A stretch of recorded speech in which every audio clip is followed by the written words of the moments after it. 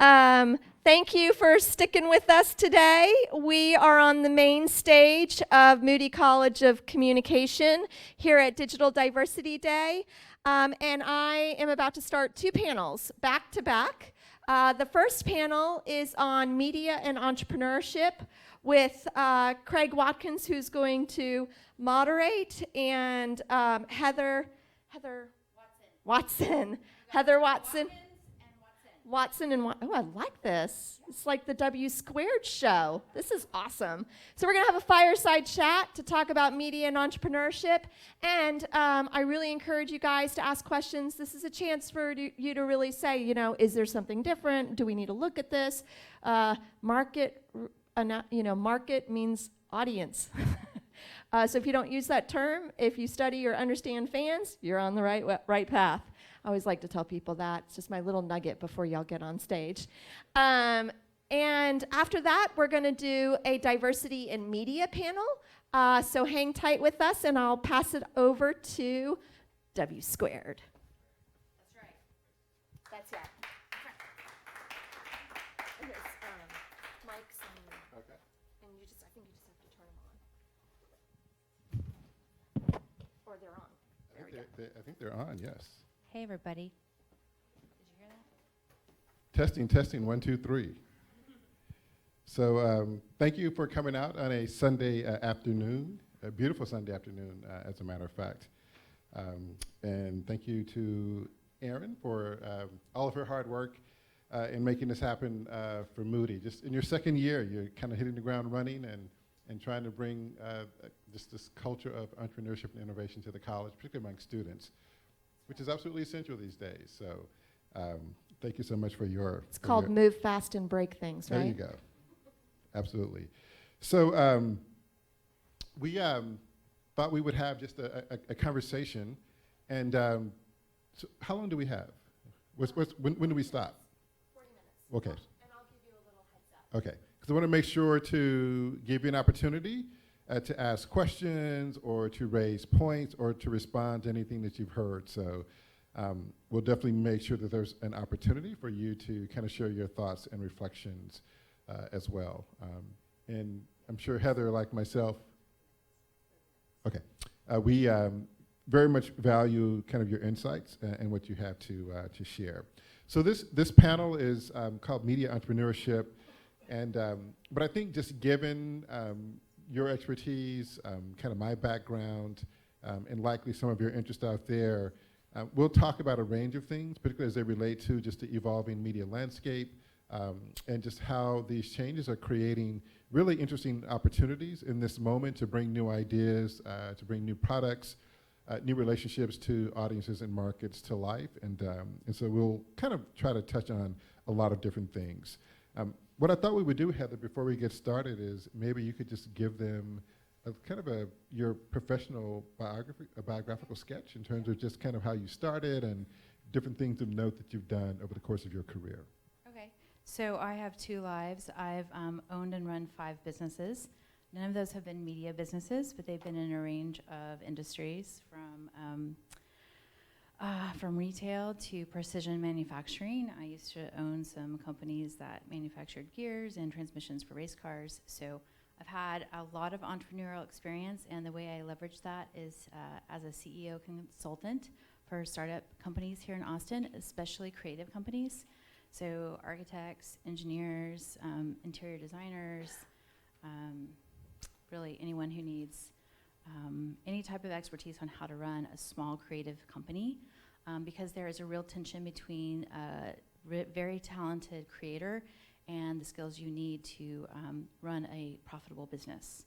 And so the most recent kind of coaching I've been doing has been for UT, actually. The Center for Creative Technology over at the School of Fine Arts is trying to learn how to sell design thinking courses to big businesses, because that's something they need to learn. And so that is actually kind of a skill that's hard to do, because big business doesn't know how to deal with design thinking and what that means for them. And so that's my current kind of along with some other small one side of my life. And then the other side of my life is that I provide research, behavioral insights, and strategy to Fortune 50 companies. These are companies that make the phones in your pockets. They provide the pharmaceuticals that some of you take. They provide the dog food that you give to your pets, the candy that you're eating right now, the cars you're driving. So these large multinational corporations are trying desperately to adapt themselves to the generation of consumer that is now 13 to 23 years old. We call these people Gen Z. They're you. And you are changing the world by your 3x5 phones in your pockets and how you're interacting with brands and with each other and the new technologies and the new interfaces and the new platforms and the multi-screening and the social decision-making you're doing every day in the stores and online and buying things online in the store and in the parking lot and doing all kinds of things differently as consumers and buying things that aren't actual products like Fortnite skins that don't actually exist but paying $25 for them and buying things that do exist but you don't actually have rights to them like a streaming song that's not technically yours but you bought. So there's all kinds of ownership things that are happening and changing. So it's a whole new world for these companies that have advertised in a certain way but need to do it differently, and a whole new range of products for this generation that they're not used to thinking in these ways. So. Yeah, no, I think that's a really interesting point and very much related to, I think, a lot of the student interest here. And just thinking about some of the pitches, it seems like, you know, the kinds of products you're imagining, the kinds of audiences and opportunities that you're imagining very much connect to this sort of generational shift that you've just described. So I'm wondering, as we think about, you know, creating, designing products and experiences,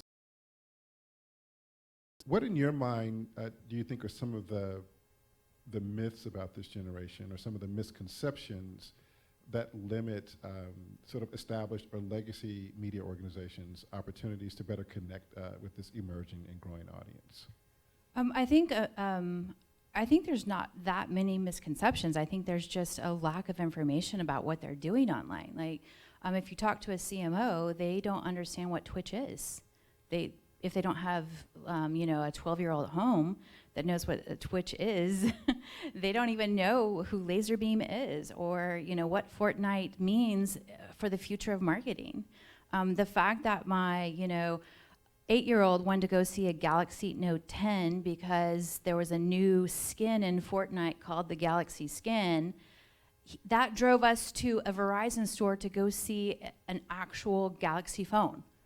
And to try to explain that to a CMO of Samsung that, hey, this is the new way marketing will be done, that's just something that you have to do a ton of education for.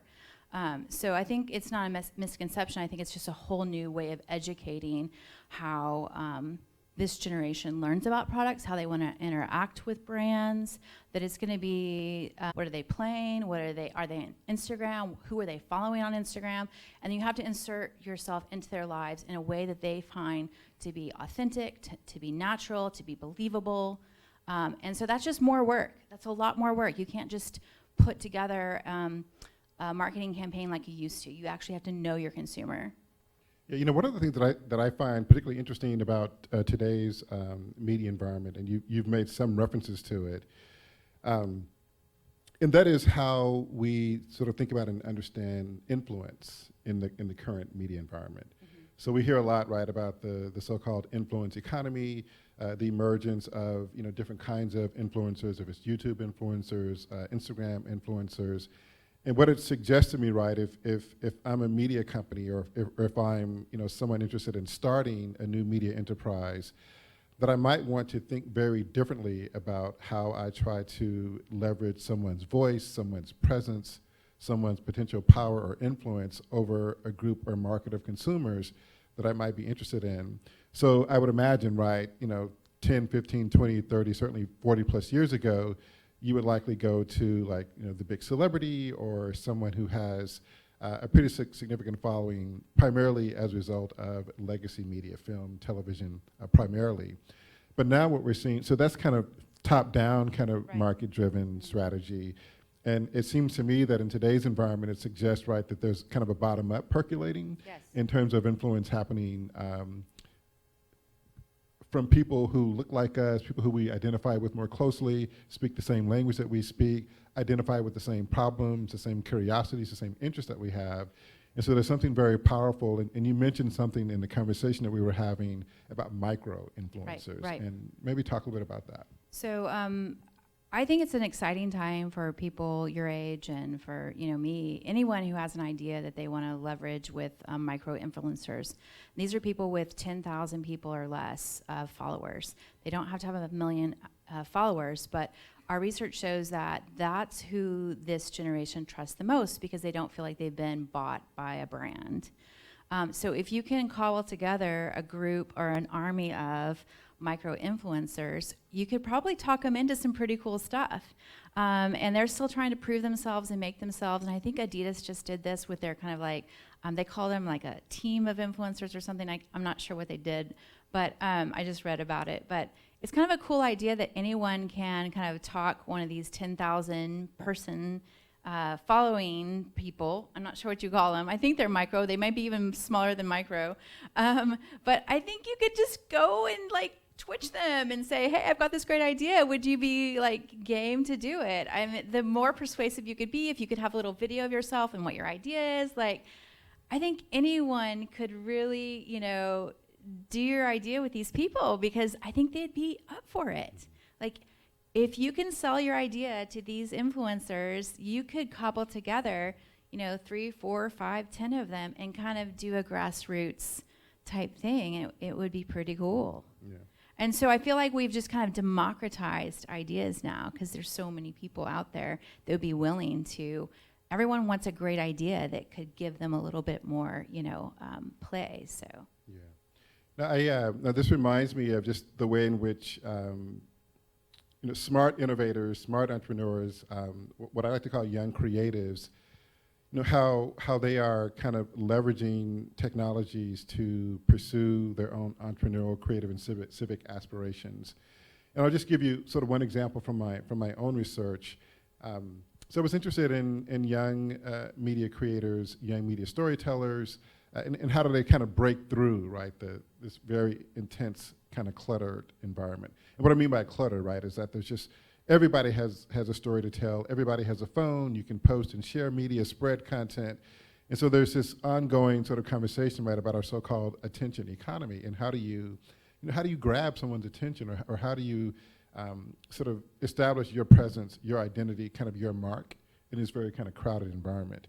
And I was doing some research. There was this young filmmaker. How many of you are familiar with, it's a Netflix series now, but it started out as a film, Dear White People. Yeah. Started as a film, I think this was maybe 2013, 2014 or so, by Justin Simeon, young African-American, actually from Houston, went to college out in California, wanted to break into the industry, and was, like a lot of young people, right, just finding barriers here and there. And no one in Hollywood thought that his film, right, which was about 4 black students on a predominantly white campus, it was sort of a fictional Ivy League college campus. And it was really about sort of their struggles on this campus, their struggles with identity, their struggles with their place, struggles with race, sort of micro-racial aggression, things like that. But he had this script, and he believed in it, and so he actually went on to social media, and he did 2 things with social media that I thought were really interesting, really compelling, that I write about in the book. First of all, he took $2,000 from his tax return, and he had this script, but he had no money, but he did have this $2,000, and he made a trailer for a movie that didn't exist. But the key was he wanted the trailer to look really professional. So like a number of you, right, he had gone to school, learned how to write, learned how to shoot, learned how to make really high quality professional films. And really, you don't need to go to college to be able to do that now. I mean, a lot of my colleagues in radio, TV, film here, I know, right? A lot of my colleagues in radio, TV, film here sort of remark constantly about how students come in with production skills that are far more advanced than, let's say, students 10, 15, or 20 years ago. You're already telling stories, you're already creating media just with the content that you're building from your phones. But anyway, he made this trailer, put it up on YouTube. I think he went to UCLA's campus and shot. First day, campus police came and kicked him off because he didn't have a permit. They left, came back the second day, finished the trailer, fixed it up, and his key goal was he wanted this to look like a film that already existed. Posted that trailer on YouTube, and as they say, right, the story kind of just really goes viral at that point. People started looking at it saying, hey, where can I see this film? And he says, there's one catch. The film doesn't really exist, but if you contribute to my Kickstarter campaign, we can make this happen. So that eventually got him some seed money to actually do scouting, put together a team to do table reads, and just kind of really push the pre-production further along. And then the other thing that he did really interesting in terms of social media, and kind of to your earlier point, he turned to Twitter and actually created an account for Dear White People. And he started just talking to people out in the Twitterverse, sort of leveraging Black Twitter and other kinds of currents that are happening in social media. And he started getting ideas from people on Twitter about how he could refine his script. So what he actually did was he used Twitter as like a writer's room. So he didn't have money to afford a writer's room, right? He couldn't bring in and recruit writers. So he leveraged this particular technology, right, to sort of crowdsource ideas for his script. And some interesting things that emerged as a result of that actually made their way into the final script, which made their way into the final film, which is still, in some ways, still kind of influence the film today or the TV series today as it exists on Netflix. But I think the story here, right, is about how just your sort of natural inclinations, the way in which you use social media, the way that you figured out how to leverage social media to build connections to other people, to find ideas, expertise that you may not have, but that you need in order to get to that next stage of development.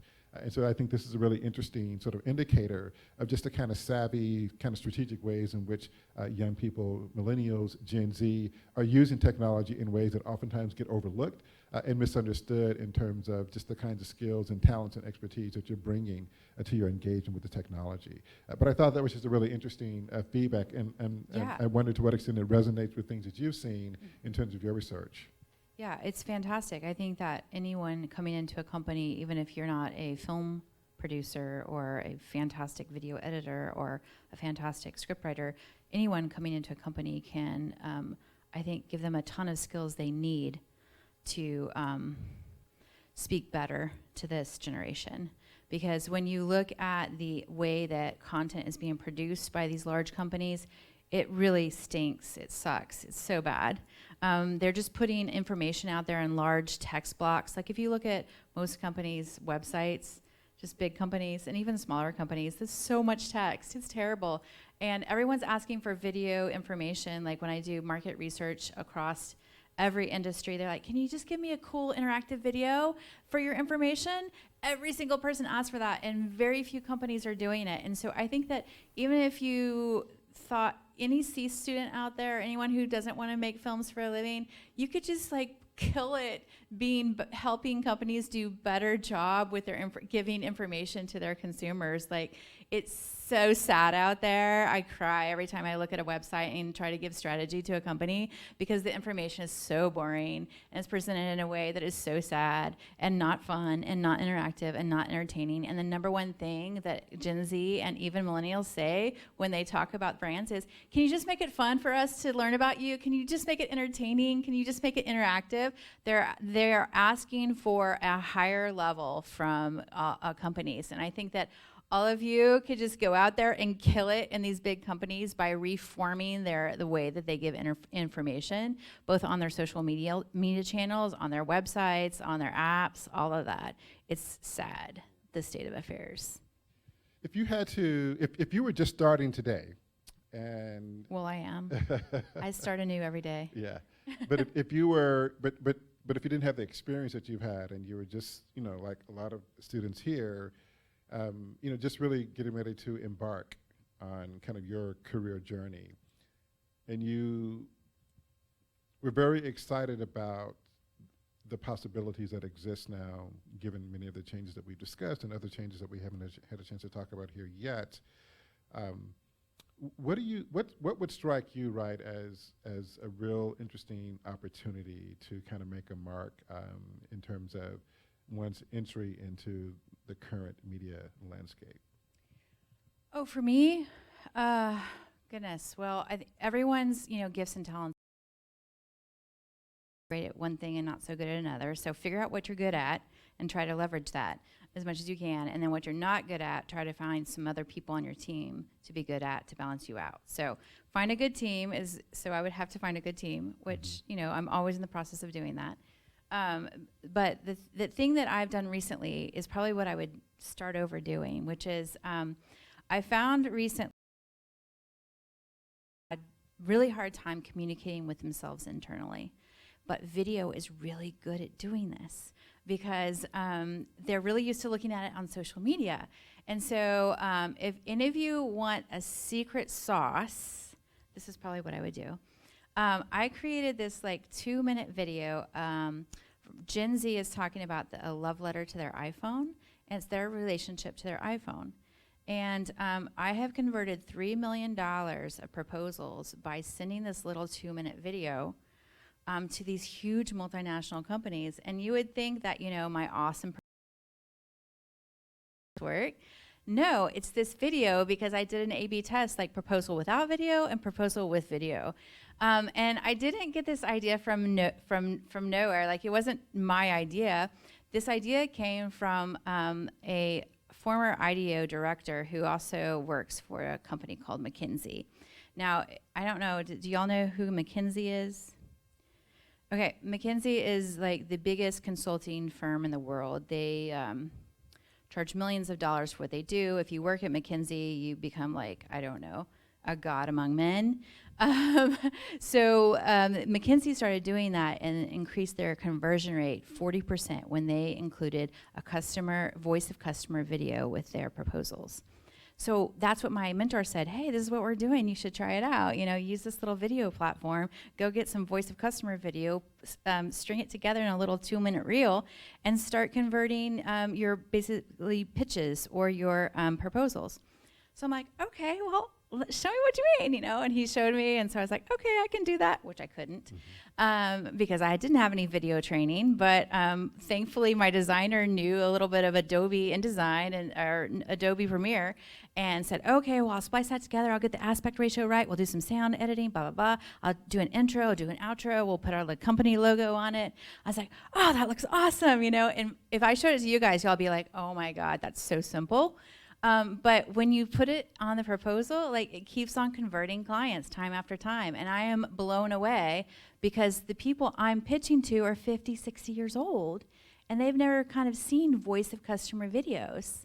And so they're so far away from people your age. They're decades and decades away. It might as well be the Ice Age, up there. So I think I would do something like that for a living. Just the fact that I've seen so much conversion with just showing the upper echelons of the management what the people at this level what they say about their product. Let's see. So the first thing is if you're going to be an entrepreneur, I think Peter Thiel says be ready to eat glass all day. Have you heard that? Mm-hmm. Okay, that's pretty much true. As an entrepreneur, you have to go get your customer, you have to put together the product, you have to deliver the product, and you have to make the customer, and you have to do all that at the same time. And so that is more than a full-time job. It's an all-the-time job. You're working at 6 o'clock in the morning, you're working at 10 o'clock at night, you're working at 12 o'clock at night. You can't miss a deadline. Always give it to them. It's serious business being an entrepreneur. It's so much harder than having a job. And you also, if you have an employee or a contractor, you have to pay them before you get to pay you. And so sometimes you don't get a check, and it costs a lot more than you think it should cost. But the good news is that the cost of starting your own business has never been lower. So that's very cool. If you're going to be an entrepreneur, make sure that you have a huge network. Try to build your network every day. That's also hard because you're trying to get customers and deliver your product as well. So anyway, if you are doing the entrepreneur thing, I hats off to you. Get mentorship, get coaching, hopefully free. Try not to pay for it when you're starting out because you won't have enough money to do it. But there's plenty of free resources at UT. There's a ton of them. There's business school. There's everything here. It's amazing what you have here. And I think you can do it even afterwards with extended. Yeah, I think you're right. It sort of reminds But do not do it alone. There's just too much to know. There's too much legal stuff to know. You have to, trademark your name, trademark your intellectual property. Do not skip the legal stuff. If you get in with a partnership, you have to have a partnership agreement. Do not skip the legal steps. Do not skimp on them. Do not do, rocket lawyer or something. Don't do that stuff. Get the good things, especially if you have a good idea. Anyway, so there's a lot of things to know about being an entrepreneur, and don't go into it with, get your mentoring. Okay, so that's what I would say about entrepreneurship. And contact me later. Now, working with a big company, being on a team, I think the biggest thing I've learned about working with a big company is that you can't always say what you want to say. As an entrepreneur, you can't. You sort of can, which is really cool. But as someone who is trying to speak truth to power and tell them, hey, things have changed, trying to get other people on your team that can speak truth to you is important. Learning from each other and trying not to take things personally when someone says, Heather, you're a little too intense, dial it back. Remember, you're trying you are trying to make that client successful. And it's not necessarily about your ego in the work. It's about that client being successful. And sometimes what makes that client successful isn't what makes you feel the best. And so, that's been a real learning curve. And so getting a team together that understands that the client's success is the most important, that's kind of hard to find because everyone working together sometimes gets in the way, and trying to keep the client's success as the number one, that's the North Star, that's actually a lot harder than I realized it would be. Because you kind of get focused on your own, drama, internal team drama, and was the boss nice to me, and, one of the things that you mentioned that sort of resonates with some of the research that I did so just wrote a book that was published earlier this year called Don't Knock the Hustle. And the book is really about how young creatives sort of figure out how to pursue their own creative, entrepreneurial, and sort of civic aspirations. And so just went around Austin and other parts of the US, spent some time in Europe, places like the UK and Lisbon, for example, just looking at young creatives in different kinds of settings and trying to figure out how they figure it out in terms of pursuing entrepreneurial opportunities. And one of the things that struck me as quite similar across these different communities, these different populations, these different entrepreneurial ecosystems, was this recognition of the need to be a part of a broader community, a broader ecosystem that was really important in terms of providing all kinds of support, social support, technical support or technological support, encouragement. It was really critical. So just to give you an example of one of these types of ecosystems that I spent some time with, here in Austin, there's a group. So Austin has a reputation as being a very big sort of indie game developer kind of community. And I don't know if you're familiar with Juegos Rancheros. Any of you familiar with that group? Yes, there's a couple of people raising their hands. So this is a group of and they started, I guess, maybe about 2011, 2010, 2012 or so. But these were a lot of young people who had migrated to Austin because around this time, sort of early, mid to late 2000s, the gaming industry was sort of booming here, or was beginning to grow here, and a lot of people came here, took jobs at some of the big satellite studios that had set up shop here. Disney, for example, there was with BioWare. There were many different companies doing different things here, and then mobile and social gaming and casual gaming sort of turned things upside down, and a lot of those studios either started cutting back or just sort of transitioned to different kinds of strategies or just did layoffs. So you had a lot of young people who were sort of displaced in the industry, but they still had aspirations to tell stories, aspirations to make games, aspirations to pursue their own kind of interactive media. And so they built this very informal kind of ecosystem where they would meet once a month.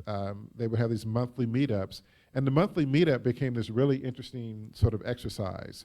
So it was an opportunity, right, for people to get together, to share ideas about games that they were developing, to learn about what others were working on, to meet people who might have a talent or an expertise that they may not have, right? So if you needed someone who could design for mobile, or if you needed someone who could write for this type of genre style of game that you were making, this was an environment where you could make those kinds of connections. So that became really important. So right, that's kind of social capital, that's kind of social relationships that are really important.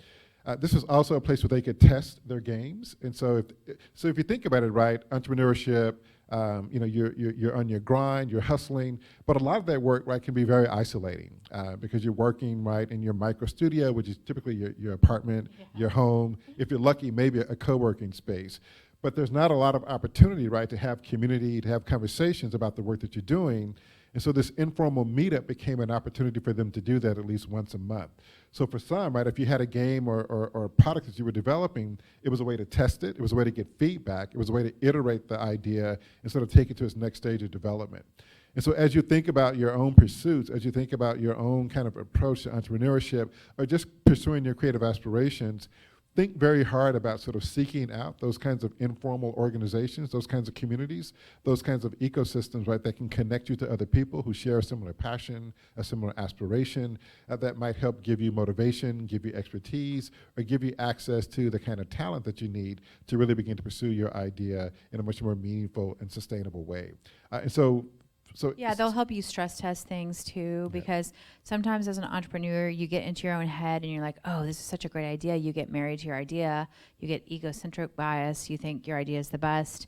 And it possibly could be the best, or it's just not the right timing, or things aren't quite developed to the point you thought they were, and so you could be so far ahead of the curve that you're so far out that you just need to wait a little while on that idea, or you just need some more people to join you. Like, they'll just help you kind of stress test and say, okay, reality check this. You're going to be eating ramen for a very long time, or, they'll just give you better external feedback, and you kind of need that.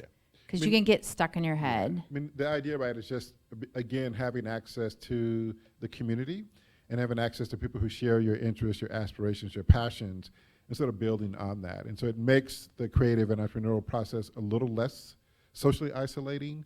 It makes this sort of egocentric bias that you talk about perhaps a little less likely to occur or to overly influence your idea or the development of your product. But what I learned from those young creators, right,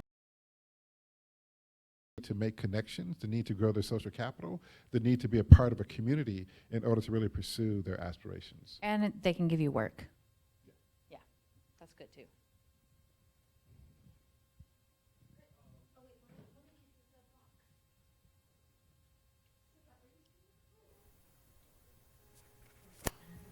But I wouldn't knock the idea of getting a job and pursuing your side gig.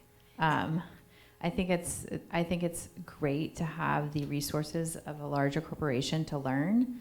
I've made a lot of failures at a big company and learned a lot on someone else's dollar. It's been fantastic. I mean, they got a lot out of me too.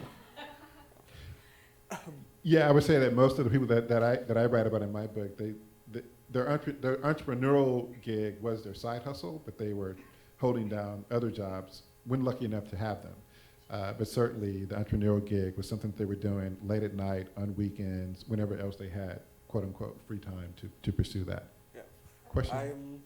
I'm visiting from industry. I actually work at a startup that is doing some community stuff. We're building a website for those sorts of communities. So You're building websites for those kinds of communities? yeah. Hopefully you had a chance to make some connections and Yeah, I mean, if people want to come connect with me after, but yeah, I've liked these talks. I've been here all day listening. So. Awesome. Thank you. Who's next? Thank you. So thank you so much for your presentation. It was very, very interesting. And I was wondering, what is your view of, I'm from France. In France, we call that intrapreneurship, which is being an entrepreneur inside your own company. And I love it. Yeah, and I was wondering, like, so, like, basically what I heard, and I'm sorry, I don't have any precise examples, so I was curious. No problem. It's a great idea. Let's talk about it. It's like companies that will let you work on your side project, and that will actually maybe like work with you if the business is related and help you to like achieve that idea. Are you familiar with that? What do you think of that? Yeah, I love it, especially if you can somehow you need to develop a win-win. So say your company needs to develop a new product. So in my company, we're a market research company, but I really wanted to explore video and the power of video. So what I sold my boss was, hey, we need to start to do video research, because I wanted to learn video because I thought it was so powerful. I'd seen what had happened. And so I developed a new product called video ethnography, where people take their phones into stores and tell me about their experience shopping and take pictures of displays and, you know, do all kinds of cool stuff with their phones. And everyone told me it couldn't be done. And all the market research people said, this is cutting edge. We have never done this before. You know, like all this craziness. And I'm like, no, seems to be totally typical like consumer behavior. We're just capturing it on the phones, uploading it to a software platform, and we're making videos and showing it to the client. So basically, I got to do what I wanted to do, but I married it with a project that needed to happen for my company. And so I was able to craft a win-win. So whenever you can marry it with something the company might need, with what you want to learn, and put it together, you've got a win. Yeah, I think it's a great idea, and it's something that probably more and more companies will have to experiment with. So for instance, you know, there's a lot of conversations in sort of corporations and businesses about how to both recruit and retain young talent, and what do they need to do to do that, and sort of to sustain that next generation of workers who help them sort of build the next iteration of whatever their company is. I think some are beginning to realize, well, to the extent that you can perhaps create a model like the one that you just described, right, that sort of builds in this opportunity for someone to work for you and make those contributions, but then also if they have an idea, a concept that is entrepreneurial, maybe creating some space and opportunities for them to do that. And some tech companies have a history of doing that. So for example, Google has I'm sure they still do it to some extent, but it was like they would give some of their workers like 10% time during the week to essentially pursue, 80-20 right, to sort of pursue their own kind of thing. A lot of people don't know, but in the early days of Facebook, for example, right, some of their workers would hold hackathons, and within those hackathons, they would actually come up with new ideas. Some of them were entrepreneurial, and they would sort of spin them out of the company and go and do other things, but a lot of the times it was sort of serving and helping to build Facebook. So the like button, I think, emerged out of like a hackathon at Facebook. And some of the other things that they brought to sort of build the experience and sort of expand kind of how people use the product. A lot of that happened by giving people within the company the freedom and the flexibility to sort of think outside the box and to bring new creative ideas. Yeah, but I wouldn't expect for it to come down from the top. No, but what I'm saying is those are examples of the model that she asked us about. And I do think that what I was simply suggesting, right, is that there's companies have tried that. It'll be interesting to see to what extent other companies build on that, particularly insofar as it becomes a recruiting tool for attracting, I think, new. Yeah, if they're a smart tech company, sure, but if you're not working for a tech company, don't hold your breath. I would say to you that every company needs help with storytelling, every single one of them. Telling their foundation story, telling their values, telling why their products are different than other products. All that needs storytelling. All of that needs some sort of like creativity around it, because right now it's run by MBAs, and I don't know if they have a creative bone in their body. One more question? Totally missed that. Anyone else? Did you have a question? Oh, okay. Oh, wait, one back here. I'm going to split it up. I don't think I can throw that far. thanks. I was really inspired that you traveled to Europe. I grew up in England, and so starting my journey there and then coming to the US, I was kind of in the same culture shock of, you know, how do cities operate, how do communities operate, and what are these ecosystems for and as resources for communities with ideas to propel them and accelerate them from the institution's perspective and then also from corporations. But I guess my question is, I often find myself working in spaces where I have the least experience, right? And that's kind of an opportunity for growth. And my mindset's always like, if the idea is not big enough, if like the problem's not big enough, if there isn't a big enough opportunity to learn and grow, then we're doing what everyone else is doing, and we're going to end up in that same space. But my question is, so where do you think in the realm of media and how it's kind of been evolving that 360 and video and content is going to impact the traditional video and industry, and how corporations kind of tell stories and how content's consumed and all of the opportunities around that? Okay, can you say that one more time? Yeah. So my question is, because I think I need to go to LA after I answer this question, which I was just there, but. Oh yeah, awesome. So 360 video and photo and content is like kind of this new medium for like telling. It hasn't really been explored to the full extent of telling stories or watching an entire movie on it, because the file sizes are ridiculously large. Right, that's what I was wondering. Yeah, but it's really a very different way of telling a story, and it's like in this room, there's so many activities that are happening and so many interactions between people on the stage, like conversations, and how do you capture all of that? And if I'm taking the shot, I'm only going to you're only going to see that perspective, whereas with 360, you capture everything, and then you can decide on what story you want to tell. And so I was kind of curious of what your thoughts are on how that's going to impact the traditional mediums and of communicating to audiences from corporations' perspective and businesses and institutions too. Yeah, I don't know. Maybe you have something on that, but I know right now we're just so far behind on just the traditional stuff, right? Like it feels like in the dark ages of just not even storytelling, no video anywhere. Like, I mean, I do media reviews for these large companies, and the videos are so product centric. There's no humanity in them. There's no story of the customer before the product and after the product and how their life changed. I mean, even college marketing is terrible. You know, it's just all about the college. It's not about the student. The humanity is not even injected to our current marketplace.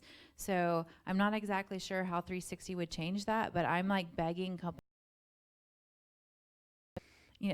diverse humans, people that are mixed races, that have global influences, like who this generation is right now. And so like, I feel like we're so far behind just with like, today we're talking a lot about interactivity. Like, could we get video and on the website with the right looking people and doing the right things?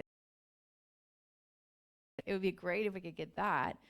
Speaking to 360, we're in these multi-screening environments right now. Like everyone has 10 devices. It's the TV on, the iPad going, the gaming going on, and the phone going, and music. So I'm not sure how you would even capture someone's attention. You would have to have them in kind of probably VR space or something where all their attention is focused on that very immersive experience. I'm not sure how it works, but I know even today we're talking a lot about multi-screen environments and how do brands and companies and even storytellers talk to people when they have multi-screens in the same kind of visual and auditory environment. Yeah, I guess just a final comment I would make is I really love the idea of Digital Diversity Day, because I think one of the an event like this is that it's to begin to start thinking entrepreneurially.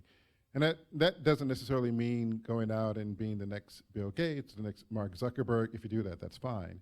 But what it means, right, is do it differently. is being able to identify problems, opportunities. You are entering into an economy and a world that's just very different than any that we've ever experienced in this nation's history, I think, and probably the world's history. So you hear a lot about the gig economy, you hear a lot about automation, you hear a lot about artificial intelligence, the future of work, but you distill all that down, and what I think it means is that it's really important for you to have the disposition, that is to say the mindset, to recognize that at some point in your life, the ability, right, to come up with an idea and then to figure out how to make that idea a reality in some tangible way, it could be big, small, what have you, right? A critical toolkit that you can begin to start developing. And so events like this, ideas that you're pitching, vocabulary that you're developing around thinking like an entrepreneur, thinking how to identify problems, and then figuring out how to solve them. Those are skills that are very much poised, I think, to address the critical. On entrepreneurial mindset, we are in total sync there, right? It's about problem solving, and I think the finalists that actually pitched today were really trying to solve problems, create solutions for problems that we see in order to foster diversity, inclusion, and equity. So I'll let the speakers come down. You can actually talk to them if you have additional questions. We are going to move on to our next panel, which is on diversity in media. And Ro, Colleen, and Chad will be here in just a second. We just got to set up another chair. Okay, so stay tuned.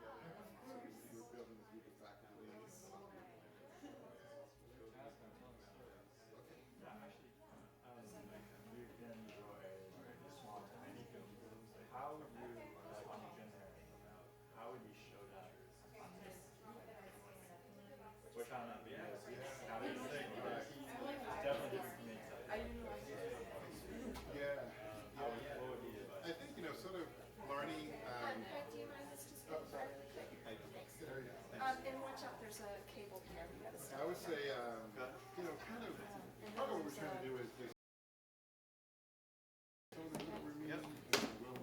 we'll really start doing a lot of these. Yeah. Great.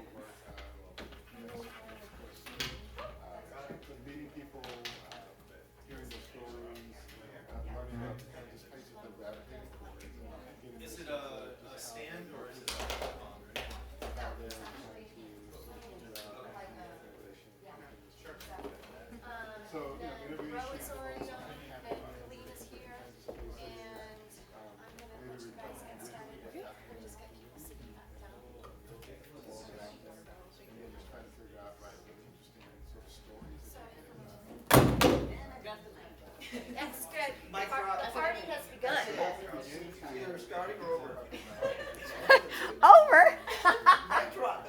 That's true. Mic drop. Exactly. Exactly.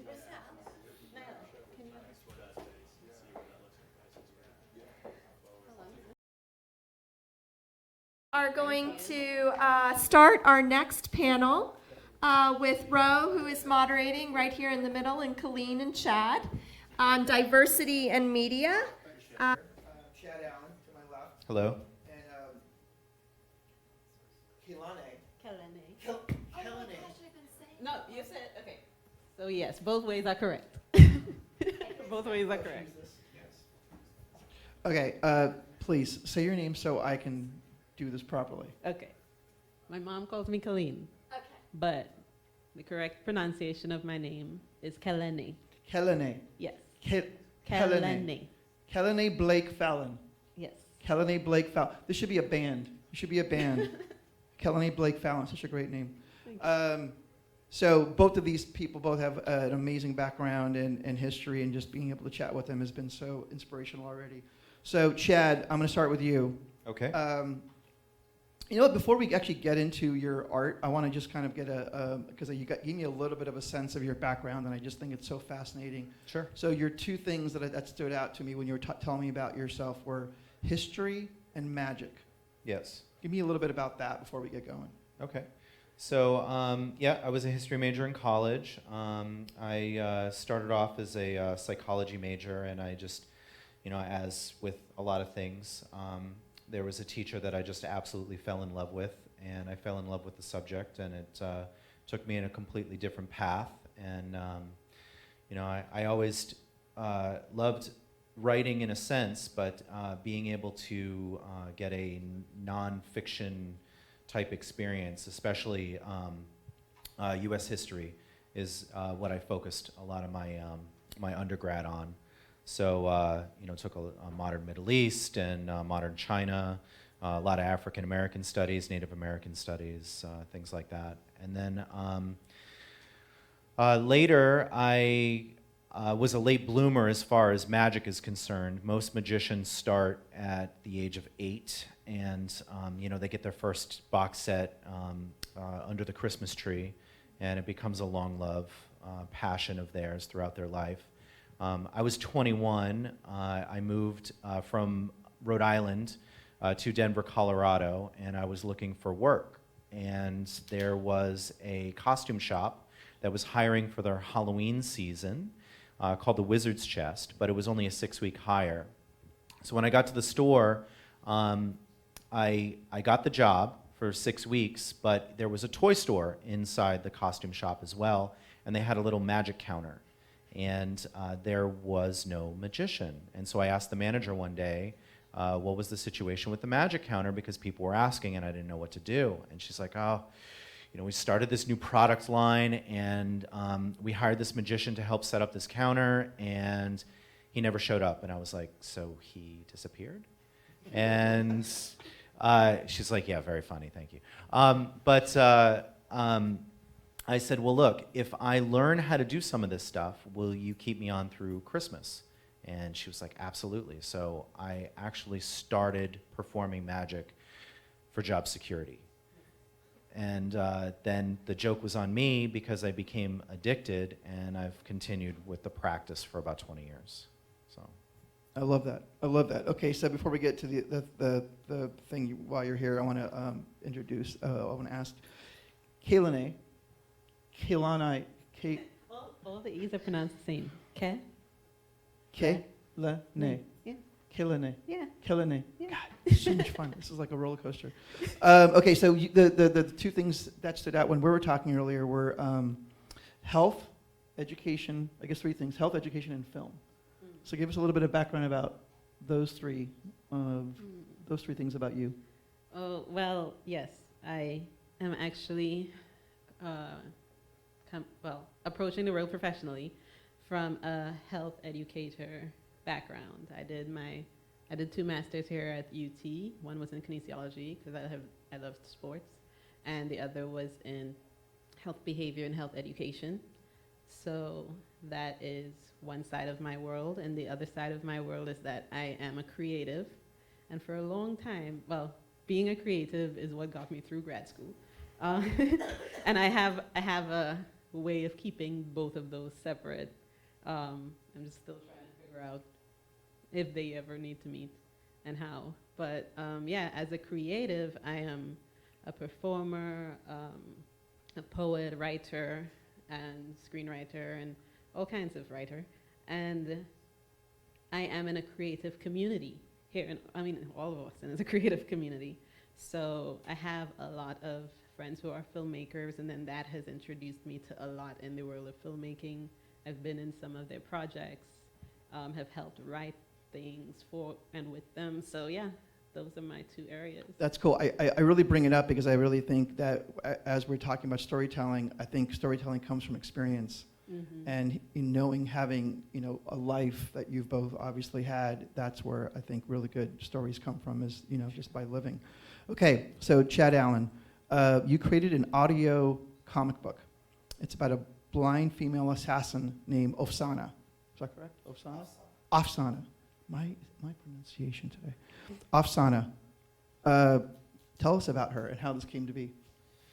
Okay, so I was, as a child, lover of comics, also lover of role-playing games, so definitely part of the Dungeons and Dragons generation, which I am so happy is kind of having a big resurgence.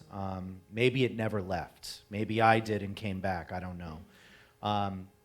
But I am a father, and my son at the time, this was 2016, 2016, he was 6 years old, and he was in the living room watching his favorite TV show, bouncing on this indoor trampoline.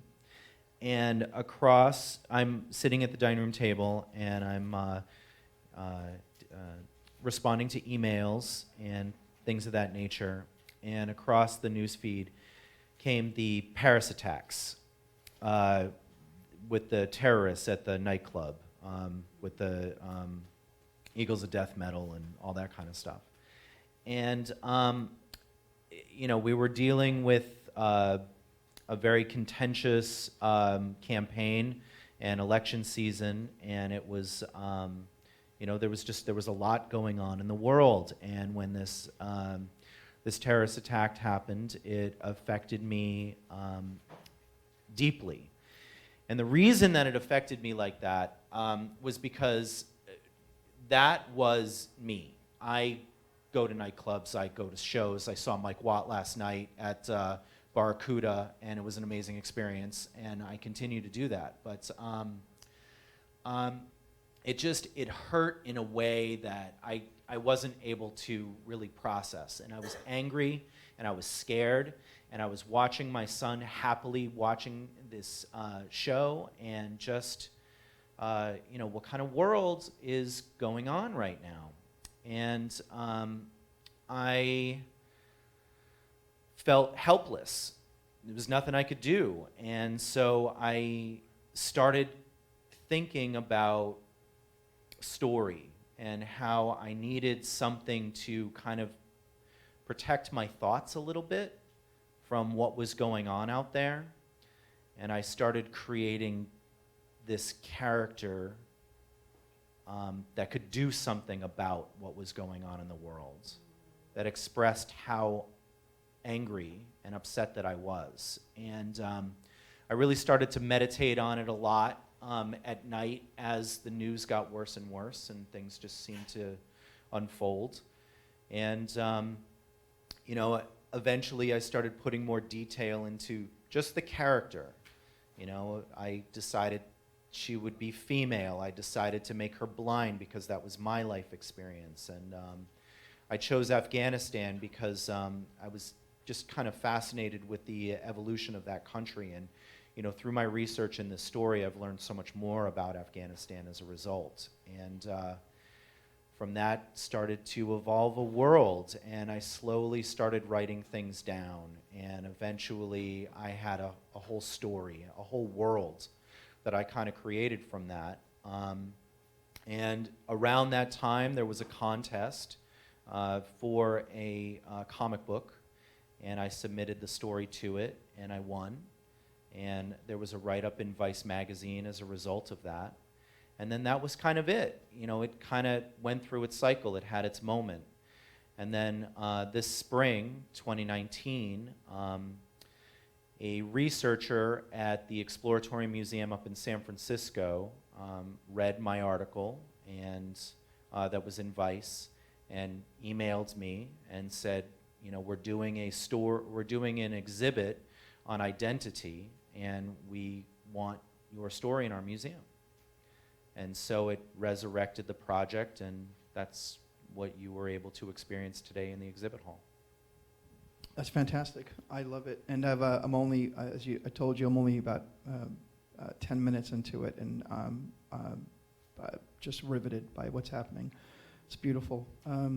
Okay, let's talk about Color Real Films, a subscriber-based online streaming platform that highlights films by underrepresented artists, bringing people of color, women, people with disabilities, and people in the LGBTQ communities. Tell us about that. So, I like film. I grew up, you know, watching TV like a lot of people. But I mean, if you're paying attention, or even if you're not, it's probably still sinking in because it's so pervasive. It's really being spoken about right now about how poorly Hollywood is representing everybody else. And by everybody else, the parts of society that I am trying to reach, right? People of color, women. The Me Too movement was definitely an eye-opener on how women were being treated and how some men were being treated. And Oscar is So White, another hashtag movement that came about for the same reason. There is such a lack of diversity, not necessarily always in who is in the films, but who is in charge of the films. Because even watching stories and ideas, projects that are from other cultures, the people who are in charge of their distribution, their release, who is going to be casted in them, are not the people from those cultures and groups. And so the casting is all often wrong and kind of offensive.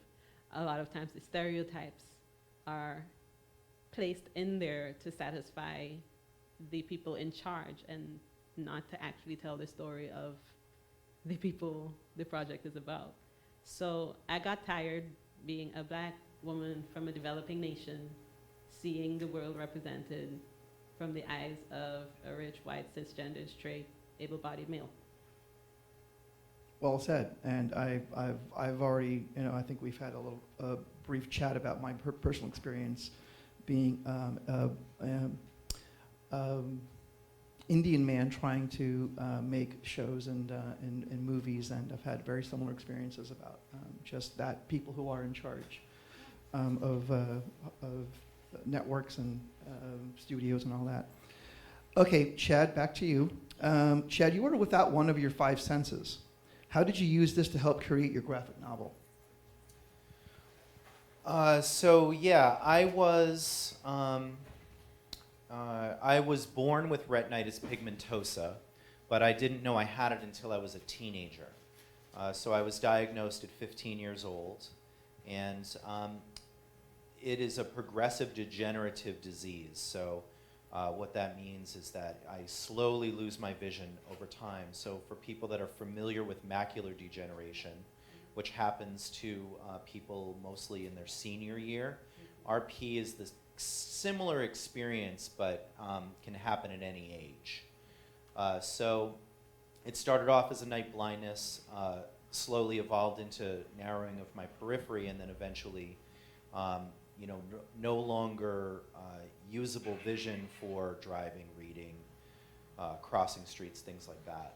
And so I went 13 years basically trying to figure out what I was doing. And I would mask my disability as best I could until it was just too stressful and too difficult to do so.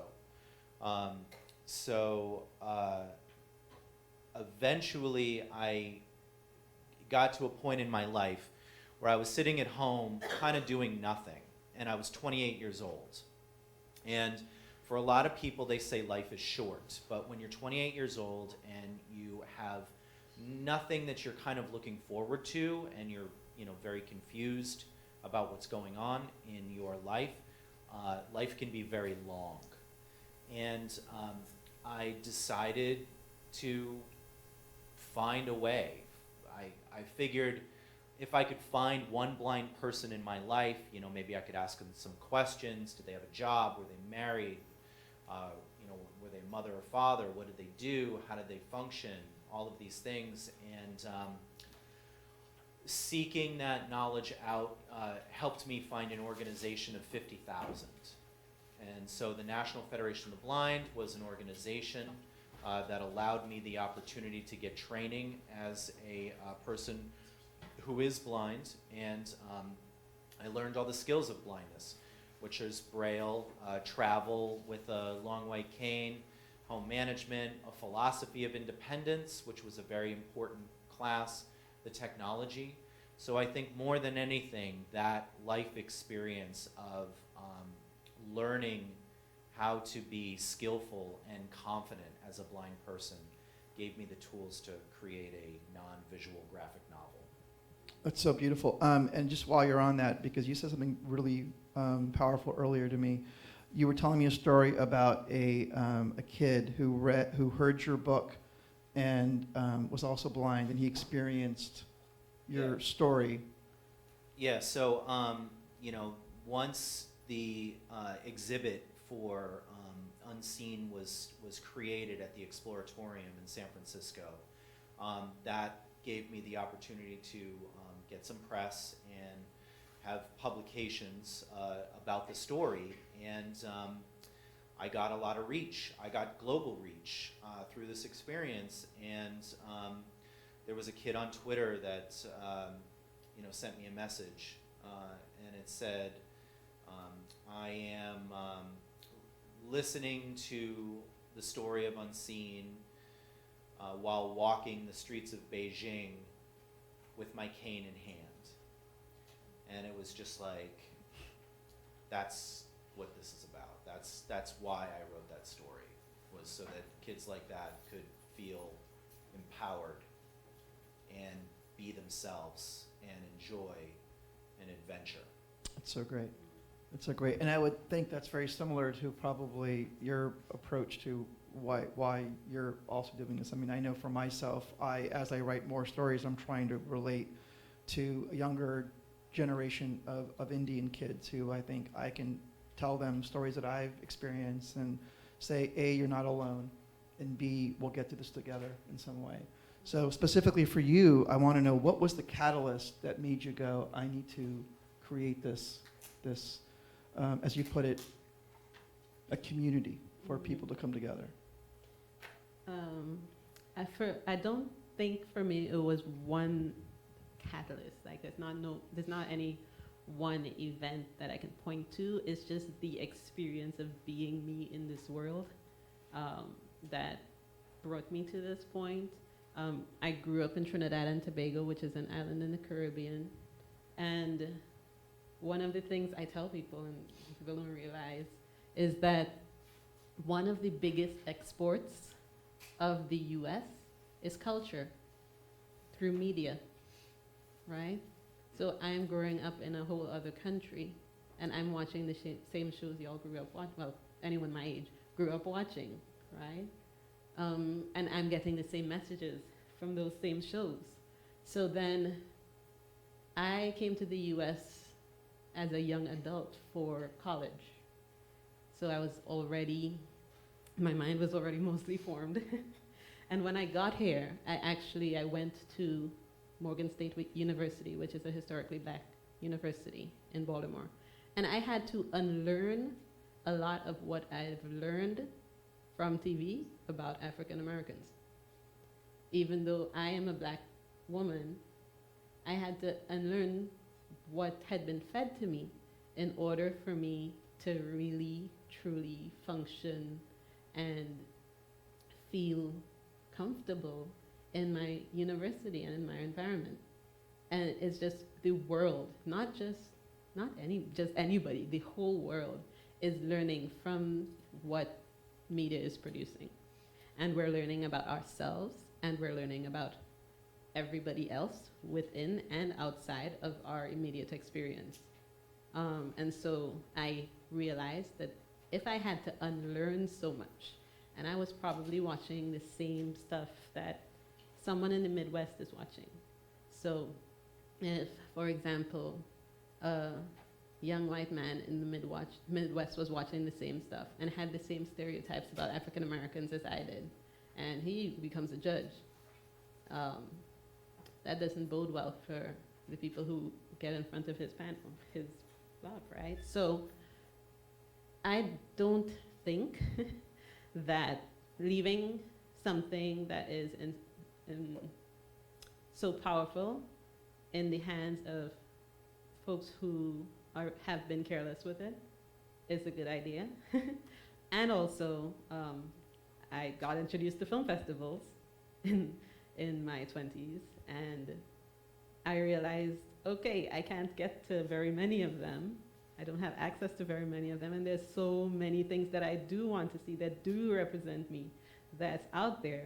And after they show in the film festival, where do they go? So I want to create a platform that kind of covers both those situations. That's great. I love that. And I, for one, I'm happy because I want to enter and be part of this. So that's great. Okay, this is kind of a question for both of you, but Chad, I'll start with you. What was one of the paths or hard choices you made that directly led to where you are right now? Let's see. I think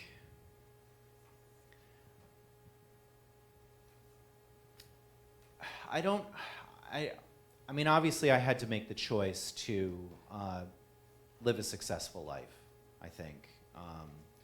You know, and there was definitely a lot of, you know, people that certainly were saying, you know, how are you going to do that? You know, how are you going to make that work? You know, that's too dangerous. Like, you shouldn't do that by yourself. So I guess disagreeing with that is probably sometimes the hardest path because, you know, if you're fed a certain line of thinking and you're opposed to that, you know, logically on that side of the fence, yeah, that could be considered dangerous, you know, crossing a street by yourself or whitewater rafting with blindfolds on or skiing or driving a car, you know, which I've done, you know, without sight. You know, but as I constantly kept doing these things that were to some absurd, it gave me confidence to do all the other things, like cross the street, go to the grocery store, be a dad, pursue art. You know, so I just think that, you know, sometimes in life, the world may not necessarily see how something can be done, but if it's clear to you, do it, pursue it, you know, make it real, make it a part of the world so that now those naysayers have to deal with that reality. And I think that motivates me a lot. You are very inspiring, seriously. That was great. Okay. In a lot of ways, it's the same question, but I think for you, because you came from another country, you came obviously to America by choice to kind of create a whole new world. I have the same thing because my parents moved here from India when I was 3, so we they had the same thing. We're choosing to go to America. We're going to go give our kids more opportunities and more chances and all that. So besides that, that journey that obviously you had to come here, what do you think was one of the hardest paths you had to go down of creating now color reel films and knowing you want to kind of create a world where you want to bring all these people together?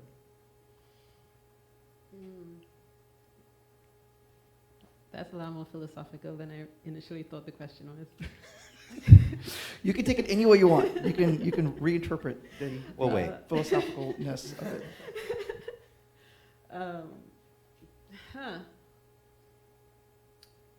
No. So in the most practical sense, the hardest thing I had to do was commit to it. Again, I'm coming into this world from a different profession.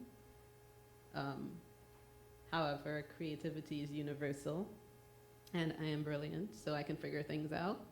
And I hope you all know that about yourselves too. And so there's that. That's difficult. I'm still navigating that, and I don't know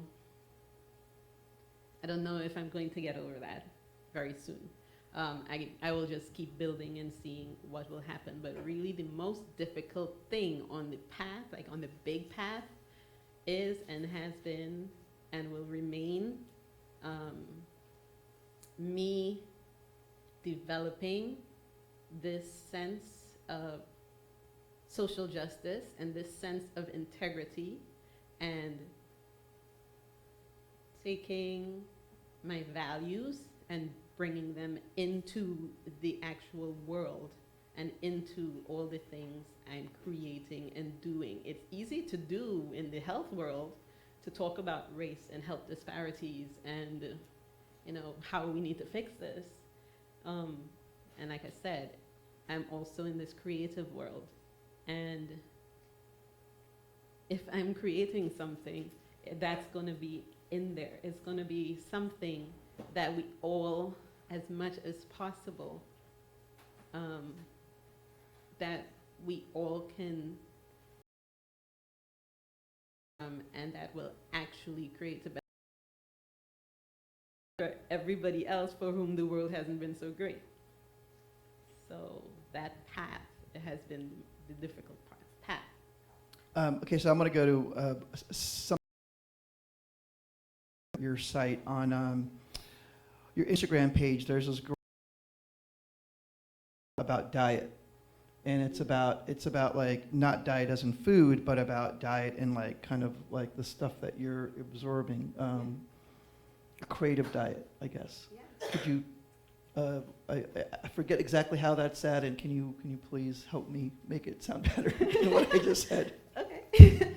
Well, that was one moment where I was actually able to connect, my health and nutrition background to everything, because your diet is not just what you eat and drink. Your diet is what you watch, what you read, what you participate in. Your diet is what you consume. And all of that has an impact on your well-being. All of it. The things you watch obviously have an impact on your well-being, just as much as, watching junk is as bad as eating junk for you and your well-being. So I think that's it. And it's a choice. You can choose to eat and watch, and your diet is completely your own choice on what you put in. Feed the head. Feed the head, feed the heart. Feed the head, feed the heart. I will, again, combine my two worlds with my response to that. Because, yes, a lot of people think and like to think diet is a choice and people's health is a choice. But that is not actually the case. There are social determinants to everything, right? So it is what we can access. It's what we know as normal, right? If you think, if you grew up eating caviar. You'd think the whole world is eating caviar, and that's fine, right? And it's easy, right? Let them eat cake, because you think everybody's eating cake. So before the choice occurs, there has to be a understanding and learning. And so to some extent it's a choice, to some extent it's access to knowing better. And Wow. then being able to do better. Because then, just because you know you're not supposed to eat that thing, doesn't mean you're not going to eat that thing. We know this. It's the same. That's very true. Okay, so coming off that, Chad, are there people who inspired you that you were reading or hearing whatever when you were a kid that you really felt like these were the kind of the heroes of the people that I think you try to use as a guide for what you create now? This is one of the questions that I got earlier, and I was really thinking about this one. And there's certainly a lot of people in my life that have inspired me. My travel instructor at the Colorado Center for the Blind, Eric Woods, is certainly an inspiration of mine. He was a Grateful Dead, hardcore, hippie, guitar playing rock star in my mind that, traveled everywhere with his long white cane, and he called his cane the Widowmaker. And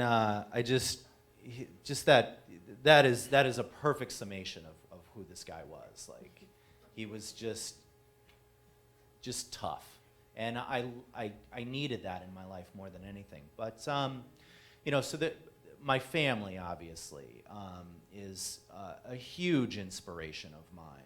Son Harrison and my wife Melissa. But the people that inspire me on a daily basis are the ones that have the craziest dreams, and they are pursuing it. And a lot of these people that I meet, I live in Los Angeles, are Lyft drivers. And I talk to them, and they tell me the coolest stuff. There was one guy, I'll give you one example. His dream was to make, he was obsessed with dental hygiene. And he invented a clear piece of gum that, the charcoal on the teeth that clean the teeth? Mm-hmm. Yeah. You guys know what I'm talking about? Yeah. Okay. That he was going to invent that so that, no matter where you were going or where you were traveling, or third world countries or whatever, so that they could keep their teeth clean, it was just a little piece of gum. And it was the level of detail that this man had, and how inspired he was and passionate he was about this project was just so wonderful. I felt unbelievably motivated after I walked out of that car. And there's hundreds, thousands, millions of these stories that are just constantly happening. And just for people to have the guts to go after that kind of stuff, no matter how crazy, and in fact, the crazier it is, the more inspiring it becomes. And I just, I think that's my hero. I love that. And Yeah. So dental hygiene gum guy. I'm going to totally pay attention to my Lyft drivers more now than ever. That's great. And do you have any specific heroes that you feel like, besides your Lyft driver, feel like are? Sure. I like one Lyft driver that I know is in the room. So one of my just old-time heroes as the person with all the identities that I have is Audre Lorde. I'm a poet, before anything else, I'm a Black woman. But before any of that, like creatively, I'm a poet. That is what happens when I open my mouth and things come out. So, and that's my excuse for almost everything I do wrong. But Audre Lorde is a Black woman,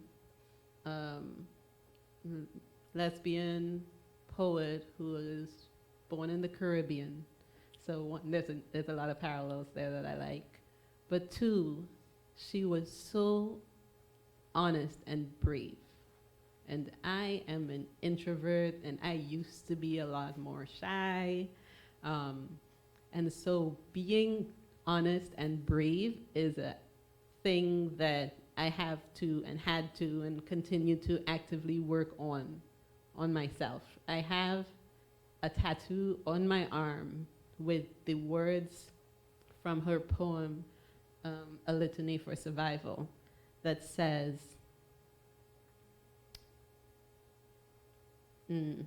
it comes in context of, you know, everything we do, we're afraid, you know. So when we speak, we're afraid no one will listen, no one will like what we say. But when we do not speak, we're still afraid. So the line is, so it is better to speak, remembering we were never meant to survive. Wow, that's great. So I love she's that. my hero, and her words inspire me. I had a baseball coach. I was horrible at being a batter in baseball. And my coach was like, you know what, if you just swing the bat, you got a chance. If you just stand there, nothing's going to, you have no shot. So he goes, you just go up there and go down swinging. And that was like his line, just go down swinging. Yeah.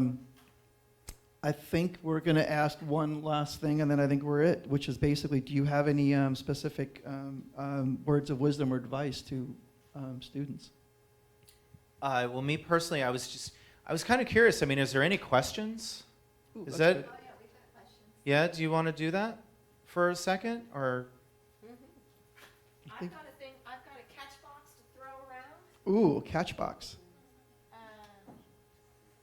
I'll put it together. Who has a question?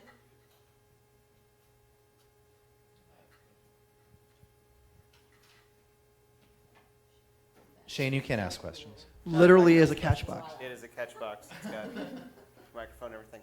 I wanted to ask, I know that Oscar's so white and Hollywood is still lily white, but there's so many other avenues now for telling story and for getting film and video out.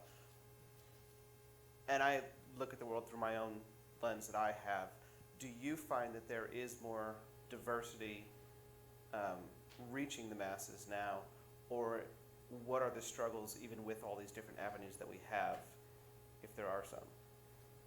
I think that with the internet the way it is, YouTube and Vimeo, all these forums, there are a lot more places for a lot more people to display their stories, that the world can potentially find them. However, whether or not people find them is a different story. So people are going to gravitate towards the platforms that everybody else is gravitating towards, and the names that everyone else is gravitating towards, and who is trending. So in that, people aren't necessarily discovering all that's out there, and therefore not getting a full picture of the full story of what's available. And a lot of filmmakers don't want to put their stuff on YouTube because YouTube has some licensing wording that undermines the filmmaker's ownership of their ideas. So yeah, I would say yes and no. And what I'm creating is just one space that makes a wider range of stories more easily available, less maybe it would be found, and with less filmmakers having to give up some of their ownership. And if I could add just a little bit to that, for me, the experience is lack of accessibility. So the information might be out there, may be readily available, it might be diverse, but if the accessibility isn't there for, someone like me to access that information, then it might as well not exist in so many cases. So, like for example, with comics, I don't have access to the source material, in the way that I once did.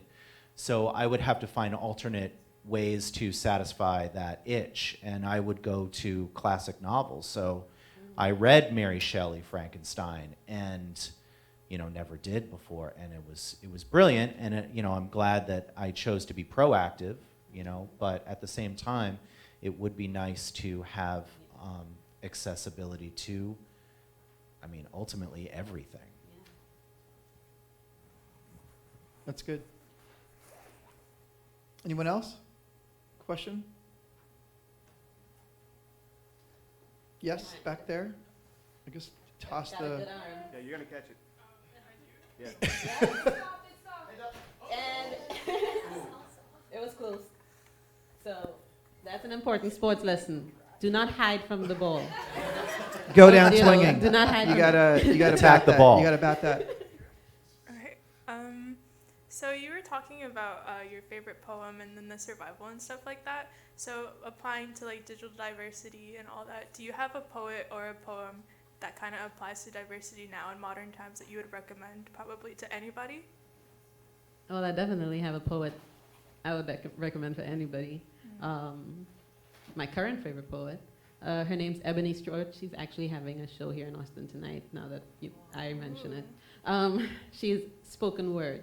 Now, the thing about spoken word is people think that's some different type of poetry. Poetry is poetry. Spoken word is the most ancient form of poetry, because how do you think people were getting poems before it was written? Right? Ebony Stewart has a knack for, she's a black American woman, first generation, I believe, Jamaican, at least one of some part, right?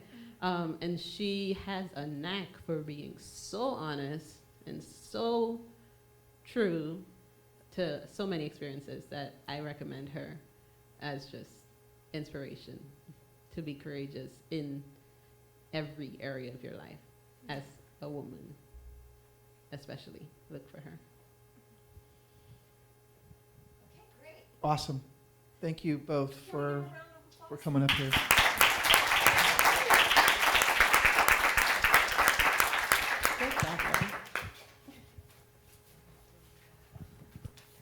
Thank you so much. That's great. A really interesting conversation. Hopefully y'all are ending the day with incredible inspiration from Ro, Kalene, and Chad. So y'all can stay there if you want. We are wrapping up. Yeah. You can even help me if you want. Do you guys want to wrap? Yeah, You want to hang here? No, man. I don't want to sit. Not RAP. So I just have a few more things since we're all here. One is many of you have been able to do the video booth today. How many of you have your raffle tickets out? Yeah? Okay, great. So for those of you who were at the video booth, we've got some prizes that Daniel's going to Vanna White it. He's such a good Vanna White.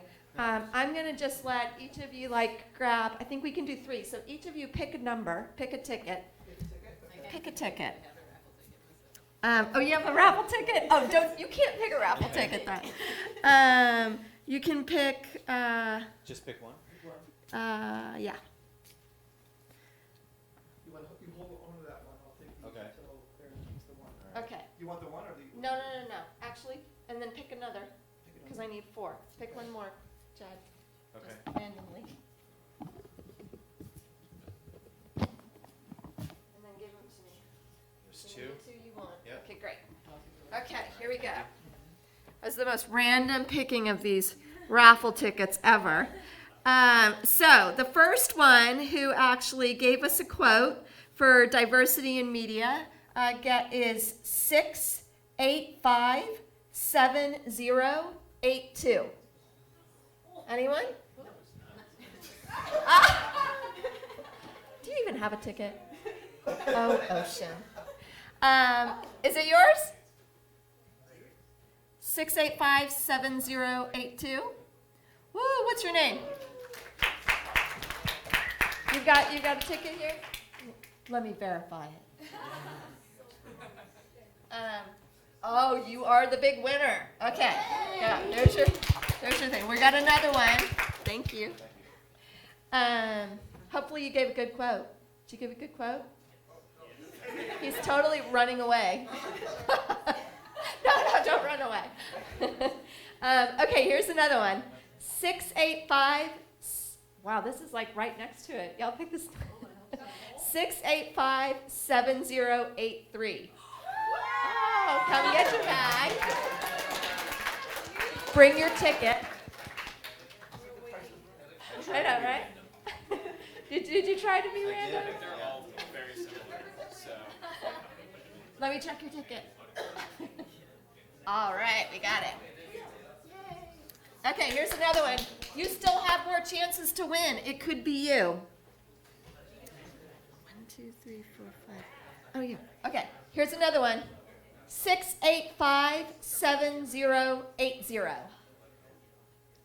7080. Oh, Jasmine, come on down. Bring your ticket. I have to verify it.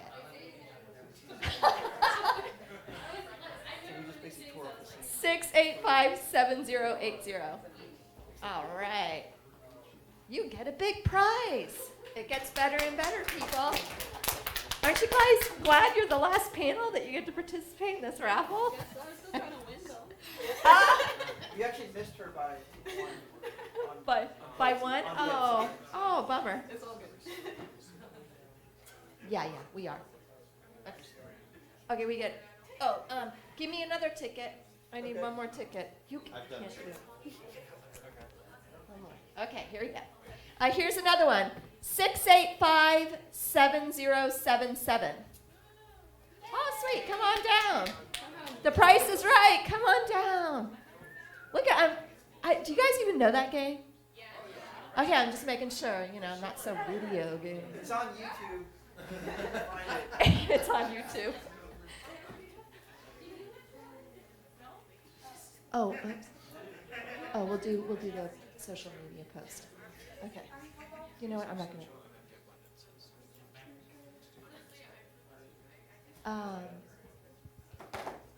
Yeah. Okay. What is the next one? So the next one, we've got one more bag. Anyone who wants to comment on the day? That's one. Okay, here we go. Or do we want to do posted? Do you have the posted to social media, Jasmine? Do you have that? Who posted to social media about D3?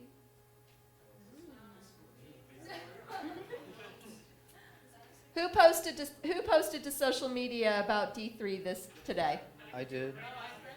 Oh yeah? A couple of you? You got to pick one, Jasmine. Huh? Digital Diversity Day? Who started following Digital Diversity Day on all the socials? Not today, but you have. Okay. You got to give me a handle, Jasmine.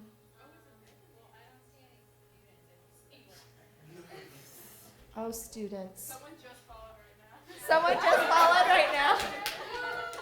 Someone just followed now. Okay, actually, I'm gonna let that one pass. We'll have to work for the next year on getting people up on the social media. I think what I'll do is I'll keep on doing these tickets since I've got one in my hand. Okay, you got one more last chance on this raffle. 6857075. Oh, sweet. That's great. Yeah, that's it.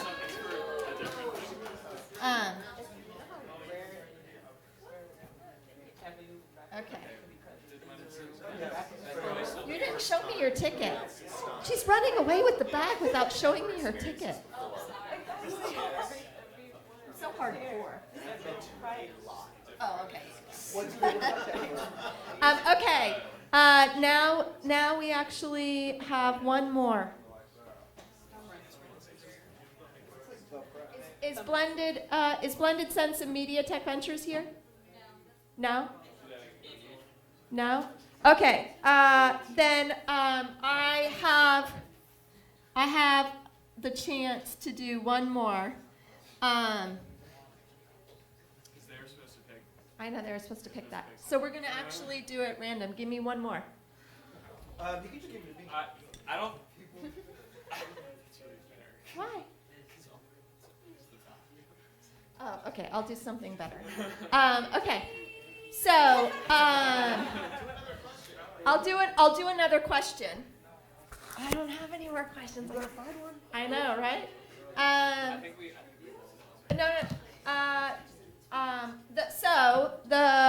The headset. Here's the thing. The next one gets to win this HyperX headset, and the way you win it is the first person to post how amazing day they had here at D3 on social gets it. And it's hashtag D. It's hashtag D3 under ATX. Hashtag D3 ATX. See, here, at D3 underscore ATX. Okay? Raise it up. Ah, you get it. Right there. Wait. Jasmine's got to double check. On Instagram. Everybody's on Instagram. I meant Instagram. Gotta go fast. Well, Jasmine, do you have tweets? Do you have that out? Like, people say you tag, so we got it. It's right there.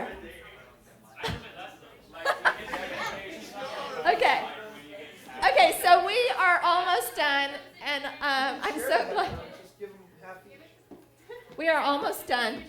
I still think that you guys should actually be posting about today. Even if you don't win a prize, it's the thought that counts. Does the post have to be positive?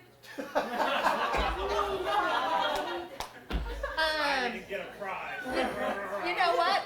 This is about diversity, and I welcome all comments. I welcome all comments. You be you. That's what I say. I want to end the day. We can give each other a whole shout outs and pat on the backs. What? Oh, Alicia. Oh, I thought she already came and got it. Alicia, come on down. What? Felicia, I thought you already came down and got the prize. Oh, man. I'm so sorry. I totally need to take a picture. Hey, wait. Felicia, what did you post? Oh, I posted just like a few seconds ago. Can you tell me what you posted? Hopefully something good, Denise. I took a picture of the panelists and posted a wonderful day and hashtag D3ATX. That's good. Very nice. And tag it in the photo. Okay, so. Take everyone in the room in the photo. Yeah, everyone take a photo. Okay, so let me thank everybody. This is the time for thanks. It's been a great day. We've been here a long time. We've been working on this since May. So I just want to give thanks to everybody that's really worked hard on this, especially the student organizations. Women in Gaming, stand up. Women in Gaming. Yeah. Y'all did awesome, right? Longhorn Gaming, stand up. Longhorn Gaming. Exactly, stand up. Y'all did freaking awesome. And EGAD, stand up. Exactly. Okay. So we all worked really hard. We worked well together. Stand up. Coming up. Thanks. We all worked really hard on this, and I think that it's a great start to really building out an event for National Diversity Month, really helping to grow, making change in media and entrepreneurship and diversity, especially focusing on interactive media and gaming, which is where my heart is. If I could make a heart, I would be right now, but I've got this in my hand. So thanks so much for that. I also want to thank Dean Bernhardt, who pretty much gave me the lay of the land of the college that we could use to our advantage, and Kathleen Mabley and the Moody communication team, who did all of the great digital assets on the screens around the college. Moody events coordinator Shauna Renaud, Charles Soto, and Keith, who's been with us all day. Keith's been with us almost since the very beginning, too. Making sure that this ran so smoothly with tech and media. And Herb, who's right there, Herb Wonderl, the rest of the facilities team. They were here first thing in the morning, so I know Herb's sitting back there going, are we done yet? So we can actually wrap up and get home. This also would also like to thank all our speakers, some of them who I've made stay on the stage with me because, together is stronger, right? Stronger together. Mentors, judges, workshop instructors for believing in D3 and sharing their expertise at this event. Did you guys learn something today? Yeah? Okay, great. Thank you to our wonderful keynote, Bernie Sue. I know he's not here anymore, but I hope you really enjoyed Bernie. He's always been an inspiration for me in regards to interactive storytelling. I've studied his work for years. You come to my class in experimental storytelling, we'll keep on talking about it. Amy Brady, Estevan Aviles, Heather Watson, Kalene Blake Fallon, Chad Allen, our moderators, our own student, Austin Espinoza was a moderator. Way to stand up, Austin.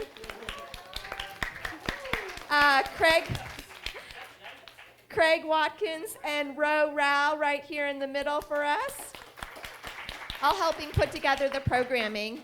And then we had the student pitch competition. Man, y'all, we had been busy. We also had the student pitch competition. Janice Omadeki, Ashley Jennings, Zubi Unwutu, Umang Patel, Bernie Sue.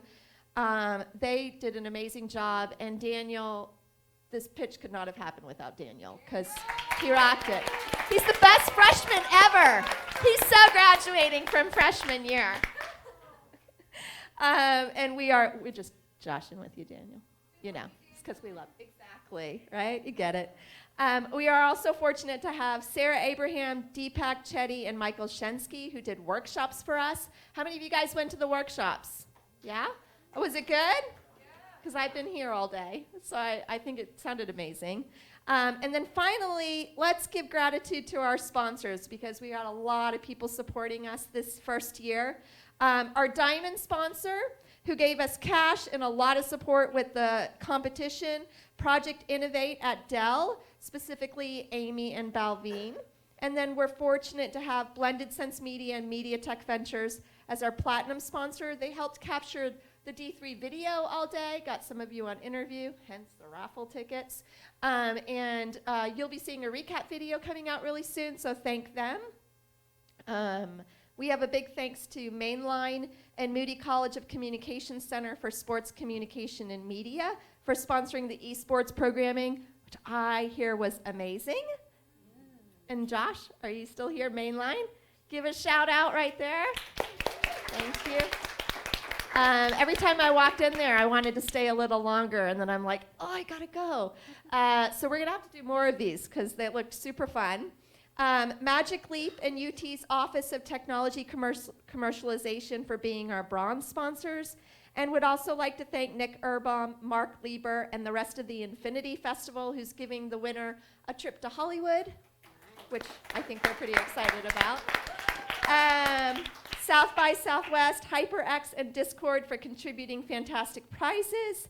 And, and we had an inclusive Smash tournament. So who won that Smash tournament? Sweet! Females in the house. I love it. And lastly, a big thank you to HEB for the delicious barbecue. My God. Are y'all taking some home for dinner? Yes, exactly. And honey stinger for our snack break, which I totally snagged one right there so I could eat on the way home. So overall, we hope you had a wonderful day of learning new things and meeting new people. Thank you for coming, and we'll see you in 2020. And that's a wrap. Now you can drop the mic. Now I can.